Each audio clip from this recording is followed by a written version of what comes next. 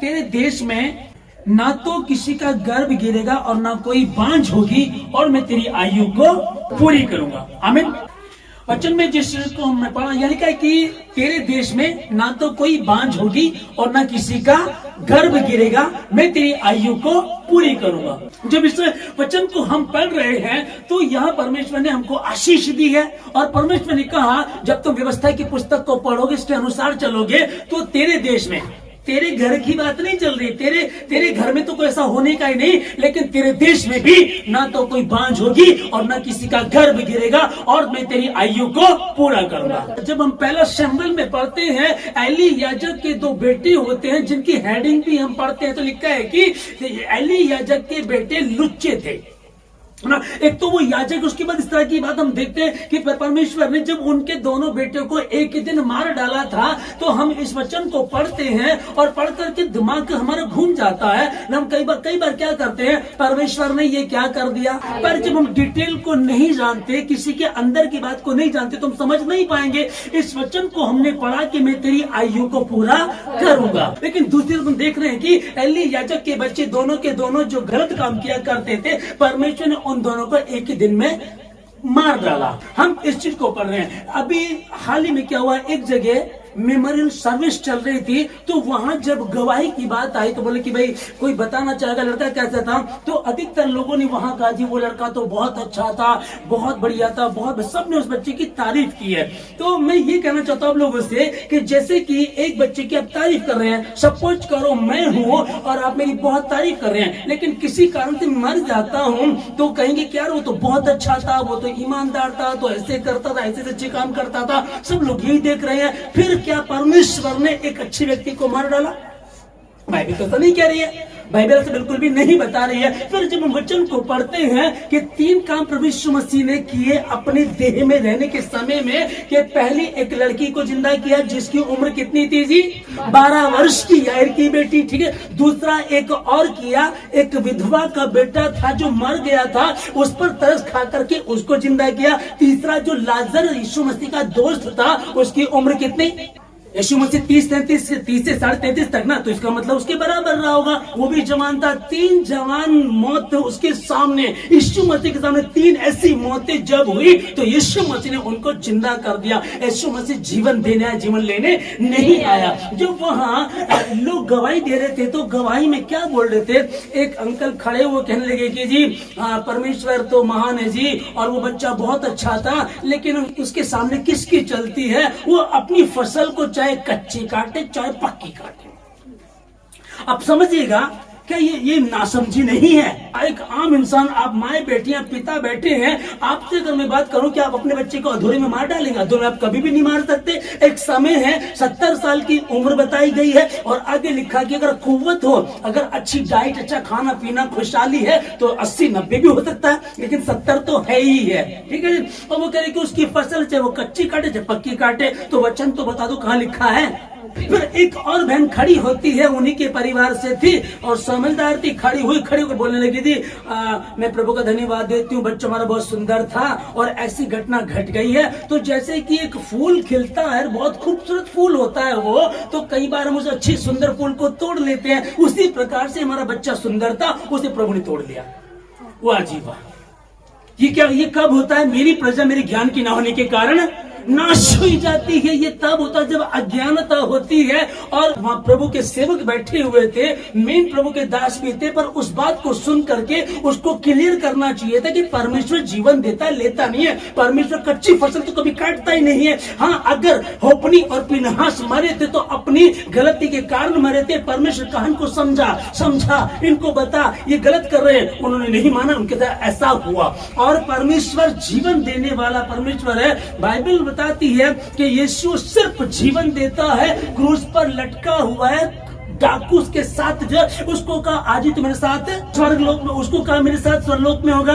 और बाकी लोगों के लिए प्रभु इनको क्षमा कर, क्योंकि नहीं जानते क्या कर रहे हैं। जीवन देने वाला परमेश्वर जीवन देता है, जीवन देने आया है। और वो जीवन का ऐसा वृक्ष है कि उसको जितना भी तुम हिलाओगे, एक अंगूर के वृक्ष को आप हिलाओगे क्या गिरेगा? अंगूर। दोबारा तेजी से हिलाओ क्या गिरेगा? अंगूर। और तेजी से हिलाओगे क्या गिरेगा? अंगूर। जब हम इन चीजों का नहीं जानते तभी हम नहीं पहचानते, हमें समझ में नहीं आ रहा है, उनकी समझ में नहीं आ रहा। जब मेरी उनसे पर्सनली बात हुई इस परिवार से, मैंने उनको कहा कहीं ना कहीं कोई कमी है, कोई कमी है, या तो आप एक्सेप्ट कर लो, मान लो कि यहाँ कमी है, या आप बता दो कमी है, और नहीं बता रहे परमेश्वर हम प्रकट करेगा, हम बता देंगे, नहीं तो हमें समय दो, हम बता देंगे। हम कहां से बताएंगे? इसी व्यवस्था से मैं बता दूंगा। इफिसियों की किताब 2 अध्याय 2 वचन में लिखा है कि जिनमें तुम पहले इस संसार के हाकिम के अनुसार चलाए चलते थे, वो आज भी आज्ञा ना मानने वालों में कार्यशील है। वो आज भी आज्ञा ना मानने वालों में काम करता है। अब मेन चीज क्या बात आ रही है कि आप परमेश्वर में हैं, जिनमें तुम पहले संसार के हाकिम के अनुसार चलाए चलते थे। कितने लोगों को मसीह में होने के बाद मैं जानता हूं कि पीर पे भी जा रहे हैं, चादर भी चढ़ा रहे हैं, टोना टोटका भी कर रहे हैं, उनकी अपनी अगर दुकान है तो उसके आगे नींबू मिर्ची भी टांग रहे हैं, फिर उससे भी काम नहीं चल रहा तो वो घोड़े की नाल ठोक रहे हैं। अब जिनमें तुम पहले इस संसार के हाकिम के अनुसार चलाए चलते थे, वो आज भी में आप प्रभु में तो हैं, लेकिन काम वही कर रहे हैं। आज भी आप प्रभु में तो आप, लेकिन काम आपके वही है। इसलिए तुम खतरे में हो, डेंजर जोन में हो, इसलिए तुम्हारे साथ उलझन रहती है। और परमेश्वर प्रेमी है, दयालु है, प्रेम करता है, जिसने अपने इकलौते पुत्र को भी नहीं रख छोड़ा वरन उसे हम सबों के लिए दे दिया, तो क्या वो हमें उदारता से सब कुछ ना देगा? क्या वो आपके बच्चों को ले लेगा? नहीं लेगा। उसका वायदा है, वो कह रहा है, वो अब्राहम से कहता है कि तेरे वंश को मैं इतना बढ़ाऊंगा, और अगर यदि गिन सकता है तो गिन इस रेत के कणों को, गिन सकता है तो इन तारों को गिन करके दिखा। क्योंकि वो बाहर बैठा हुआ सोच रहा था और तारों की तरफ देख रहा था। प्रभु ने कहा इनको गिन सकता नहीं तो गिन के दिखा, इतनी तेरी संतान हो क्योंकि तू मेरे प्रति ईमानदार रहा है। प्रभु एक दिन बात करता है अब्राहम को, जब बच्चे पहले 100 साल में बेटा दिया, और बेटा देने के बाद कुछ समय बाद प्रभु बात करता है, कहता है अब्राहम, कहता हाँ प्रभु, कहता तेरा एक बेटा है? हाँ प्रभु। जिससे तू बहुत प्यार करता? जी प्रभु। उसे ले मोरिया पहाड़ पे जा और उसकी बलि कर। देखिए इंट्रोडक्शन कैसे देता है, कैसे बात कर रहा है। अब्राहम, जी प्रभु। तेरा एक बेटा है? हाँ जी प्रभु। जिससे तू बहुत प्यार करता? हाँ जी प्रभु। इकलौता? हाँ जी प्रभु। उसे ले और चल के बढ़े। वो कहता ठीक है प्रभु। न अपनी पत्नी को बताता, ना कुछ करता है। ऐसा लिखा नहीं लिखा है कि वो सुबह तड़के उठता है, लकड़ियां चीरता है और सेवक और बेटे को लेकर के चल देता है। समझना क्या कारण है? वो जानता है परमेश्वर जीवन देता, जीवन लेता नहीं है। कुछ लोग बेवकूफी करके बोल रहे हैं, कहने लगे कि अरे कच्ची फसल उसकी मर्जी है, उसकी फसल है, वो कच्ची काटे चाहे पक्की काटे। एक किसान अपनी फसल को कच्ची काट सकता है क्या? कच्ची से फायदा है क्या? किसान जो फसल की बात चल रही है, बच्चों की बात नहीं चल रही है, औलाद की बात नहीं चल रही है, किसान जो फसल लगा उसे भी कच्ची नहीं काटे क्योंकि कोई फायदा ही नहीं है। तो क्या बच्चों को हो सकता है ऐसा? एक आकर कहती कि नहीं बच्चा सुंदर था, जैसे हम सुंदर फूल को तोड़ देते वैसे प्रभु ने सुंदर बच्चे को तोड़ लिया। मूर्खता कारण है, मेरी प्रजा मेरे ज्ञान के ना होने के कारण नाश हुई जाती है, चूंकि वचन का पता नहीं है, सत्य को जानते नहीं है, इसी तरह से घूम रहे हैं। जागते रहो और प्रार्थना करते रहो, सचेत रहो, जागते रहो, प्रार्थना करते रहो, क्योंकि तुम्हारा शत्रु, तुम्हारा दुश्मन, जो तुम्हारा विरोधी है शैतान, गरजने वाले सिंह की नाई इस ताक में रहता कि किसको पाल खाए। एक शेर बैठा हुआ, बुजुर्ग बुढ़ा हो गया, वो शिकार नहीं कर सकता, एक जगह पड़ा हुआ, लेकिन उधर को जो भी जाता है उसको घुर्रा कर वो चाहता है कि वो गिरे और फिर उसको वो झपट ले। सचेत रहो, अलर्ट रहो, सचेत रहो, जागते रहो, प्रार्थना करते, क्योंकि तुम्हारा शत्रु शैतान गरजने वाले सिंह के इस ताक में रहता कि इसको फाड़ खाए। आप एक गलती करेंगे, वो आपकी गलती को कभी माफ नहीं करेगा। शैतान की बात चल रही है, विरोधी की बात चल रही है। परमेश्वर ने अथॉरिटी दे दी है। सुनिए, पहले व्यक्ति से परमेश्वर ने क्या कहा? आदम और हव्वा को।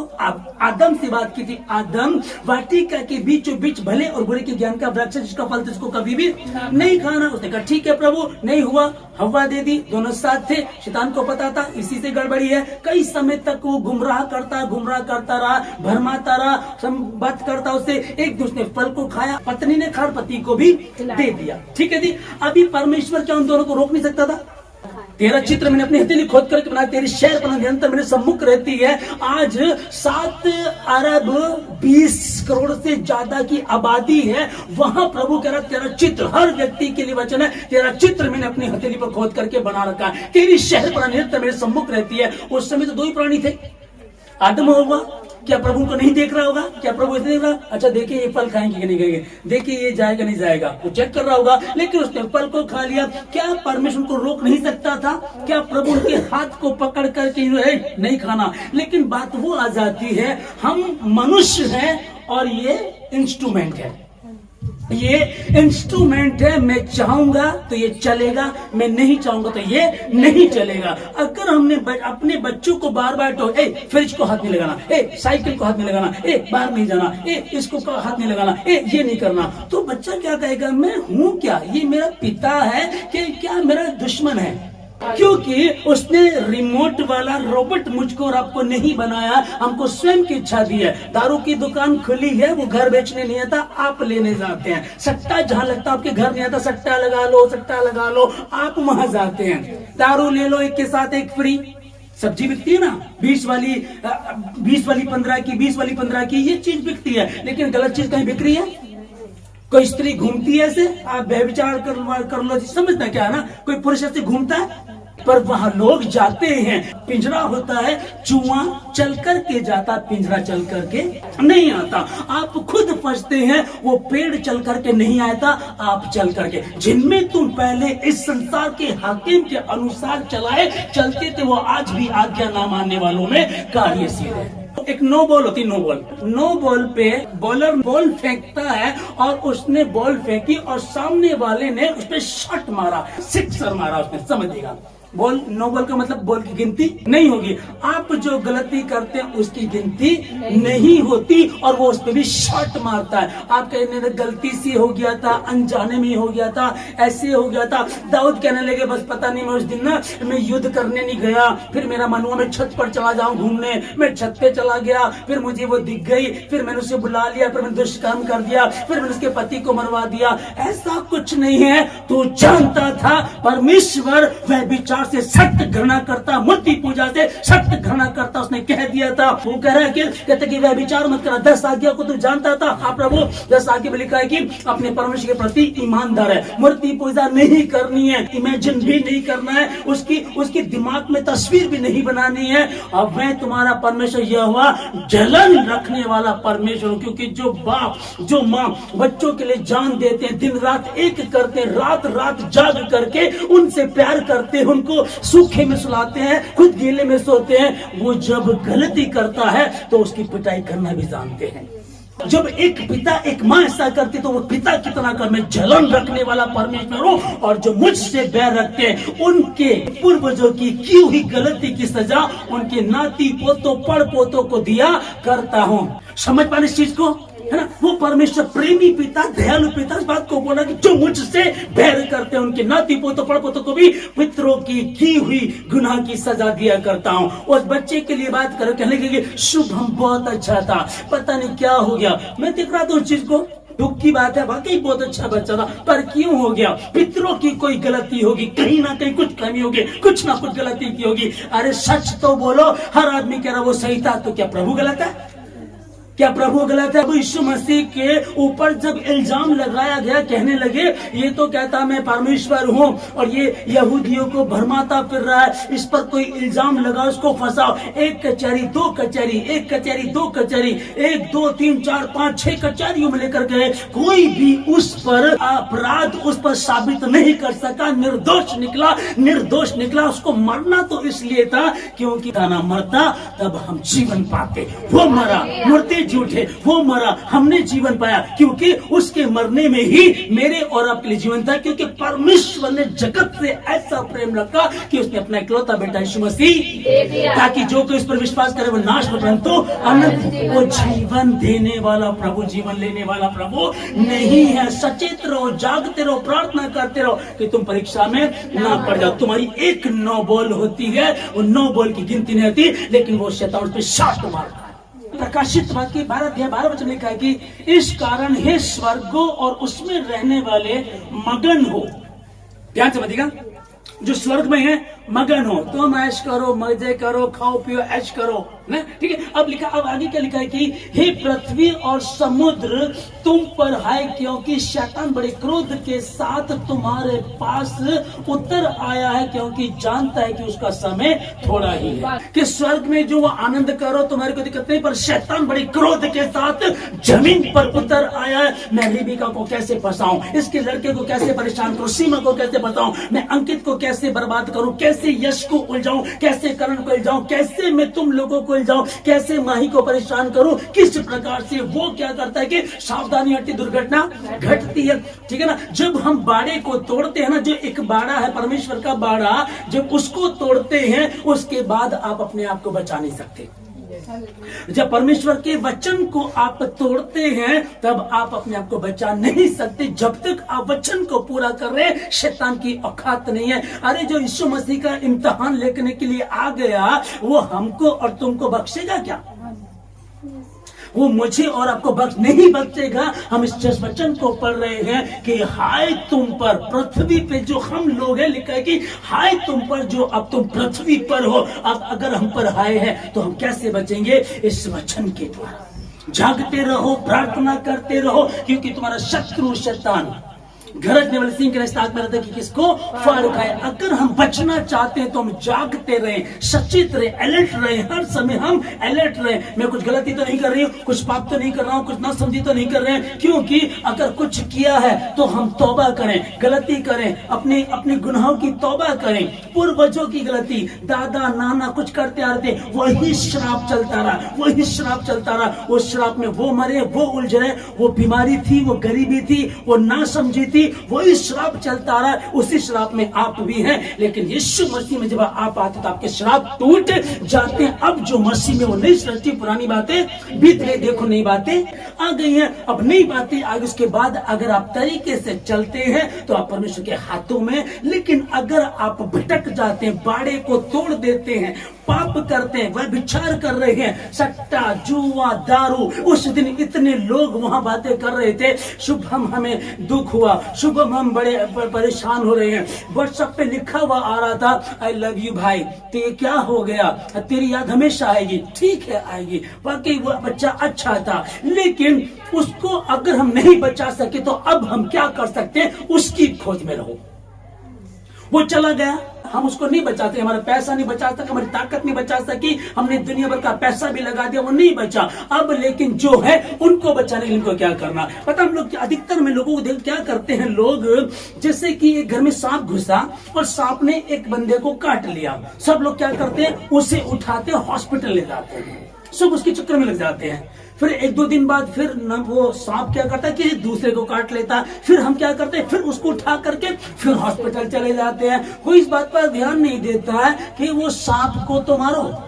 पहले मेरे घर में ऐसा हुआ, मेरी माँ के साथ ऐसे, मेरे पापा के साथ हुआ, हमारी कॉलोनी में पहले उनका बेटा एक्सपायर हो गया, फिर उनकी पत्नी चली गई, उनका पति छोड़ के चला गया, उनके बच्चे के साथ ऐसा हो गया। ये हो क्या रहा है? वो जो सांप है ना, उसको पकड़ करके कुचल दो, सब ठीक हो जाएगा। वो डंक मारता है, आप उठा करके हॉस्पिटल लेकर के चले जाते हो। इसीलिए अब समझने की कोशिश करना। इसको लिखा होशी की किताब 4 अध्याय 6 वचन पढ़ते कि मेरी प्रजा मेरे ज्ञान के ना होने के कारण नाश हुई जाती है, वो नाश हुए जा रहे हैं। अरे भाई तुम लोग इसको हॉस्पिटल लेकर जाओ, हम उस सांप को ढूंढते हैं, उसको कुचल देते हैं। उस शैतान को कैसे कुचलेंगे? वो सांप क्या है? जो वचन में पढ़ते हैं, सावधानी हटती है, दुर्घटना घट जाती है। तुम जो परमेश्वर के समीप रहते हो, इस कारण परमेश्वर के अधीन हो जाओ, शैतान का सामना करो, तुम्हारे पास से भाग निकलेगा। आप जिद रोतड़ों के लिए प्रभु नहीं है,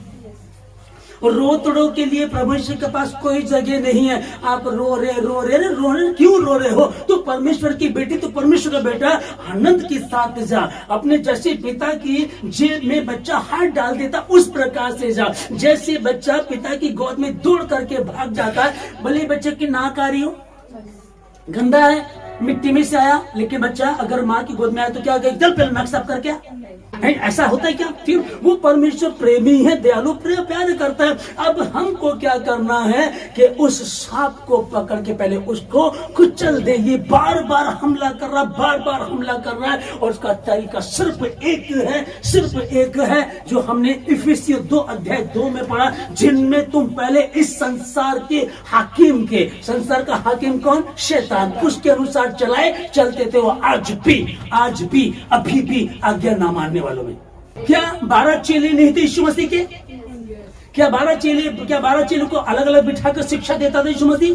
अलग रखता था उनको, सबके साथ बराबर एक ही थाली में, एक ही साथ खाना, एक ही साथ रहना, एक ही शिक्षा देना। फिर 11 चेले ठीक थे, 12वां चेले के साथ प्रॉब्लम क्यों हो गई? कारण क्या था? वो चोर था। लिखा है कि यहूदा इस्करियोती चोर था, उसने यीशु मसीह को पकड़वा दिया। शैतान किसको पकड़ेगा? मैग्नेट किसको पकड़ा? एक लोहे की अंगूठी है, एक स्टील की है, एक चांदी की है, एक सोने की है। तो आप मैग्नेट लेकर जाएंगे तो मैग्नेट किसको पकड़ेगा? मैग्नेट किसको पकड़ेगा? मैग्नेट लोहे को पकड़े, सोना, चांदी, स्टील, तांबे को वो नहीं कैच करेगा, लेकिन लोहे को बहुत इतनी ऊंचाई पर रखेगी तो एकदम कैच कर लेगा उसको। होता है जी, देखा आप लोगों ने, ठीक है ना? वैसे ही वो इस ताक में रहता, किसको पकड़ है? यीशु मसीह को पकड़वाना है। ऐसे व्यवस्था में लिखा है, लेकिन अब हमको वो बंदा चाहिए। अब हमको एक पानी कहता है कि मैं टाइटैनिक को डुबो सकता हूं, लेकिन मुझे इसमें घुसने का मौका मिल जाए। पानी टाइटैनिक जैसे बड़े विशाल जहाज को भी डुबो सकता है, उसमें घुसने का मौका चाहिए। और जब तक पानी को जहाज अपने अंदर आने नहीं देगा, वो पानी उस जहाज को डुबो नहीं सकता। उल्टा वो जहाज पानी पर तैरता रहता है, इस पार से उस पार, इस देश से उस देश, इस किनारे से उस किनारे चलता रहता, उसको रोक नहीं सकता। लेकिन जिस दिन भी पानी जहाज में आ जाता है, उसको नष्ट कर देता है। और जिस दिन भी चोरी मुझ में आ गई, वह विचार मुझ में आ गया, गंदी काम मुझ में आ गए, गड़बड़ी, जुआ, सट्टा, नशा करना जिस दिन भी आ गए, उस पर वो शैतान कहता है कि तो मेरा ही है। बहुत प्रार्थना करता है, कोई बात नहीं, तो भी मेरा ही है। बहुत उपवास है तो भी मेरा ही है। लेकिन एक बात समझिएगा, अगर आप कुछ गलत कर रहे हैं, कई बार हमसे कुछ गलतियां होती हैं और हमने उपवास छोड़ दिया है, प्रार्थना भी छोड़ दिया, तो भी हम लॉस में हैं। आपके साथ ये चोरी जा नहीं रही है, ये गंदी चीज जा नहीं रही है, ये चुगली जा नहीं रही है, मेरे से दारू छूट नहीं रही है। आप घुटनों पर बैठते हैं, उपवास रखते हैं, प्रार्थना करते हैं, समय आएगा छूट जाएगी, प्रार्थना करेंगे, यीशु से मांगेंगे और यीशु आपको अनुग्रह से भर देगा। ये हिजकिय्याह 33 क्या हम पढ़े हैं, प्रभु परमेश्वर ने ये कहा जाकर मेरी प्रजा को ये बातें बता दे। लिखा है कि मुझे दुष्ट के मरने से कोई प्रसन्नता नहीं होती। समझेगा, एक ने क्या गवाही दी?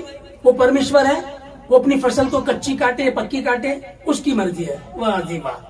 दूसरे ने क्या कही? एक लेडी ने क्या कहा कि फूल सुंदर होता है, हम उसे सुंदर देख के तोड़ लेते हैं। हमारा बच्चा हमारा सुंदर था पर हम उसको तोड़ लिया। अरे मूर्खों, कहाँ हो तुम लोग? लिखा है कि मुझे दुष्ट की मृत्यु से कोई लाभ नहीं होता। वजह इसकी दुष्ट अपने बुरे मार्ग से फिरे और अपने बुरे कामों को छोड़े और भला चंगा रहे। फिर कहता है कि हे इज़राइल, तुम क्यों मरो?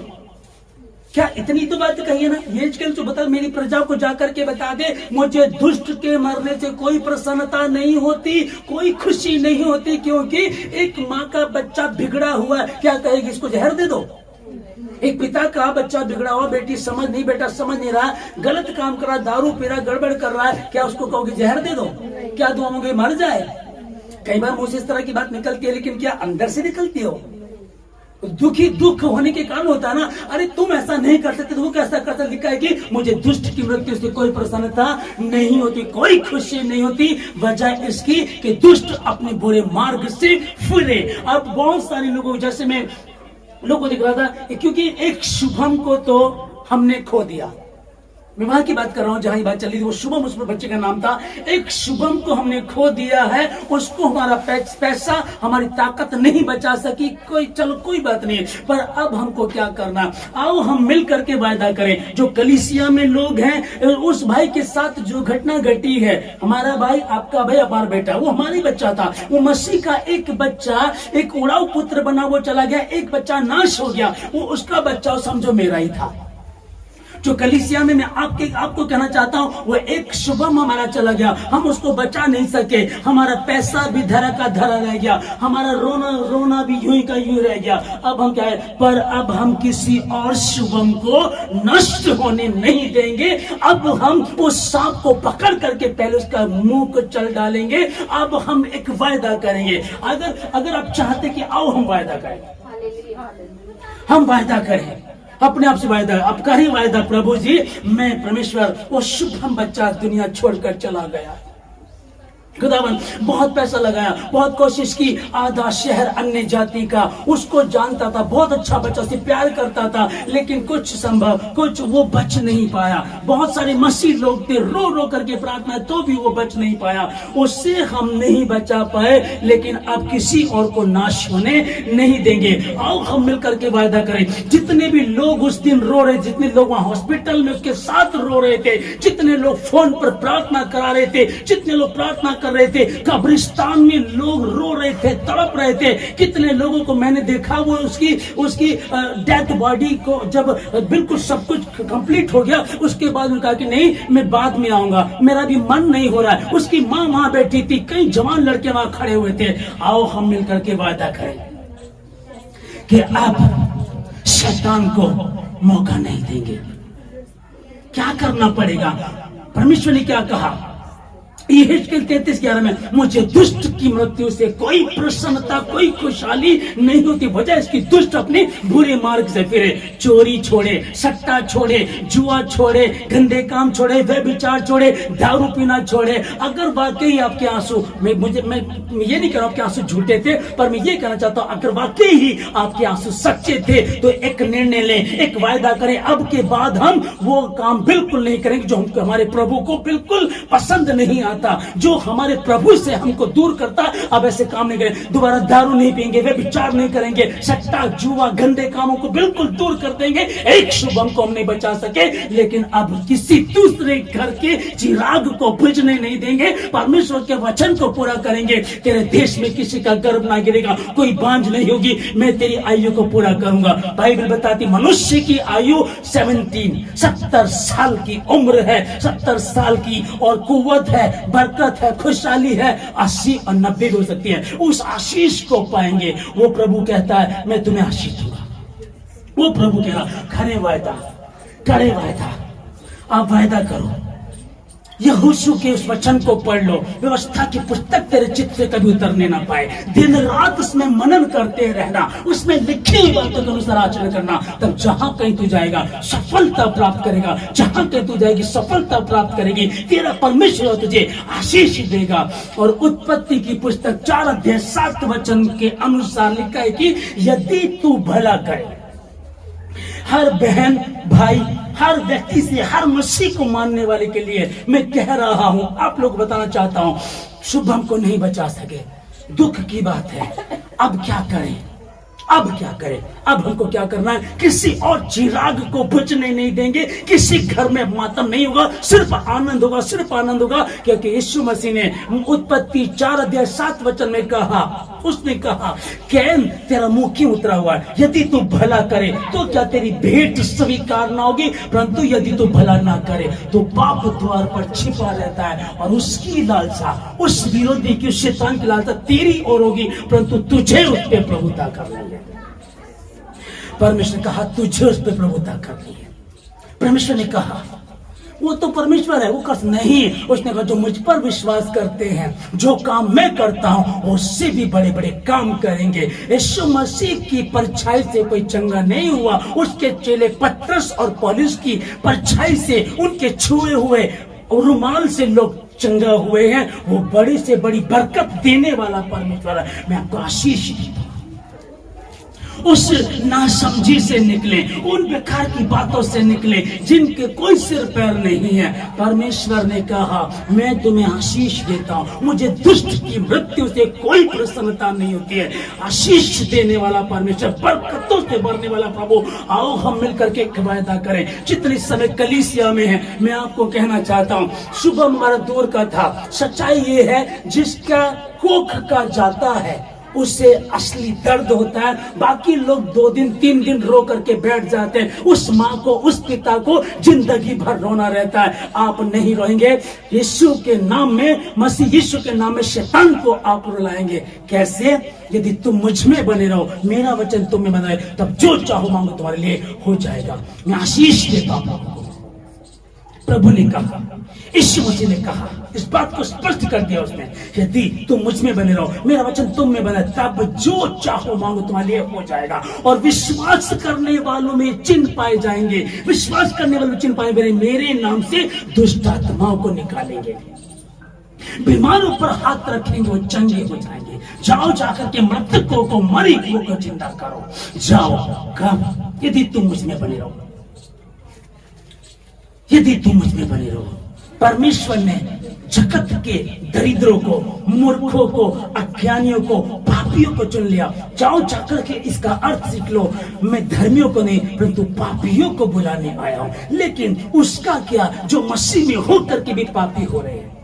प्रभु राजा, मेरी प्रार्थना परमेश्वर खुदावन, यदि आप उपस्थित नहीं है, यदि आपका पवित्र आत्मा नहीं है, तो कुछ भी संभव नहीं है। हर कलेश मिटे, हर अंधकार की शक्ति मिटे, हर गड़बड़ी का आत्मा जाए यीशु मसीह के नाम छोड़ करके। जितने कलीसिया में प्रभु जी, इन सबों को छोड़ करके के परिवार को, घर को छोड़ करके निकले खुदावन। ये जगत की ज्योति आपने इनको कहा, पृथ्वी का नमक आप इनका ये नमक बने प्रभु जी। और वो नमक से प्रभु जी उन लोगों को नमकीन करे खुदावन, जो बिना नमक के घूम रहे हैं।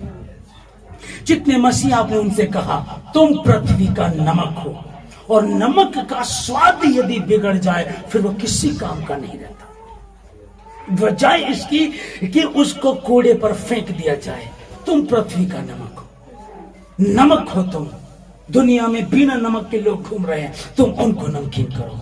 राजेशियो, मैं आशीष देता हूं, तेरी मर्जी, तेरी इच्छा जैसे आसमान में, पूरी जमीन पर प्रभु जी, हर सुनने वाले से, जितने भवन में, जितने भवन के आसपास हैं, जितने ऑनलाइन दिवस प्रभु जी, मैं उनको आशीष देता हूं। यीशु मसीह के नाम में आशीष देता हूं प्रभु जी। तेरी योजना के जीवन से पूरी हो खुदावन। एक निर्णय आज ही ले प्रभु जी, जो सुने इसको, वचन को सुन रहे प्रभु जी, वो निर्णय ले कि दोबारा प्रभु जी हम ऐसी घटना घटने नहीं देंगे। हम परमेश्वर के साथ बने रहेंगे। लिखा कि यदि तुम इसलिए परमेश्वर के अधीन हो जाओ और शैतान का सामना करो, तो तुम्हारे पास से भाग निकलेगा, वो तुम्हारे पास से भाग निकलेगा। क्या मैंने तुझे आज्ञा नहीं दी है? हियावान, अत्यधिक दृढ़ हो जा, तेरा मन कच्चा ना हो, भय ना खा, क्योंकि जहां जहां तू जाएगा, वहां वहां तेरा परमेश्वर तेरे साथ रहेगा। जहां जहां तू जाएगी, वहां वहां तेरे काम सफल होंगे। विश्वास करने वालों में चिन्ह पाए जाएंगे। देखो, मैंने तुम्हें सांपों और बिच्छुओं को रौंदने का तथा शत्रु की सारी सामर्थ पर अधिकार दिया, और किसी बात से तुम्हें कुछ हानि ना होगी। पर ध्यान रखना, मेरे 12 चेले थे, उनमें एक चोर था। उसके चोर होने के कारण, क्योंकि जिनमें वो पहले इस संसार के हाकिम के अनुसार चलाए चलता था, वो आज भी मसीह यीशु के साथ रहने के बाद भी, जब वो चोर था, चोरी करता था, तो शैतान को मौका मिल गया, क्योंकि उसने बाड़ा तोड़ दिया, उसने वर्ड को, परमेश्वर के वचन को तोड़ दिया। इसलिए शैतान को लीगली राइट था, उसके अंदर आ सकता था। वो आया, उसने उसको उलझा दिया। फिर ऐसा ना हो, आशीष देता हूं। जितने भवन में है, जितने भवन में है, जितने वचन को सुन रहे हैं, आज वायदा करिएगा, निरंतर प्रार्थना करेंगे, निरंतर परमेश्वर के समीप बैठेंगे। आशीष देता हूं ईश्वर के नाम। तमाम अंधकार की शक्ति, तमाम निराशाएं, तमाम गड़बड़ी की आत्मा, तमाम शैतानी षड्यंत्र यीशु मसीह के नाम से तोड़ देता हूं। इस वचन के सुनते सुनते भी कुछ लोगों के दिमाग को शैतान उलझाएगा। कुछ नहीं होता, छोड़ दे, बेकार की बातें, वो कुछ ना कुछ षड्यंत्र देगा। तमाम षड्यंत्र को यीशु मसीह के नाम से, जो वचन को सुन रहे हैं, जो समय सुन रहे हैं, तमाम षड्यंत्र यीशु मसीह के नाम से तोड़ देता हूं। तमाम गड़बड़ी की आत्मा यीशु मसीह के नाम से, इनके जीवन से, इनके परिवार से, इनके घरों से, इनके पड़ोसियों से, इनके मोहल्ले से, इनके नगर से, इनकी कॉलोनी से निकाल करके, शहर से निकाल कर इनसे दूर करके बांध देता हूं। यीशु मसीह के पाक पवित्र से इन सबों को ढांप देता हूं। यीशु मसीह के पाक पवित्र से इनके जीवन को, इनके परिवार को, इनके घर को, इनके पड़ोसियों को, इनके मोहल्ले, नगर को, शहर को, धन्यवाद प्रभु जी, तेरे लोग प्रभु, तूने कहा वो नमक बने, ज्योति बने, और ज्योति का काम है दूसरे जो अंधकार में है वो उसकी रोशनी में चल सके। धन्यवाद देते सारी बातों के लिए, धन्यवाद प्रभु जी। भाई शुभम के लिए प्रभु जी, वो तो सो गया है, दुनिया छोड़ करके चला गया है। दाऊद कहता है कि अगर अब भी मैं खाना ना खाऊं, अब भी मैं दुखी रहूं, तो क्या मैं उसको वापस ला सकता हूं? नहीं ला सकता। क्या करना है? अब तो हम अपने आप को सही करें, जो गलती की, गुनाह किया, वो दोबारा ना करें। वो सहायता कीजिएगा खुदावन। वो बच्चा आपके पास न्याय के लिए चला गया, मेरी प्रार्थना उस माँ के लिए जिसने अपने बेटे को खोया है, उस परिवार के लिए जो वाकई उसके लिए दुखी है खुदावन, उनको आशीष दे प्रभु।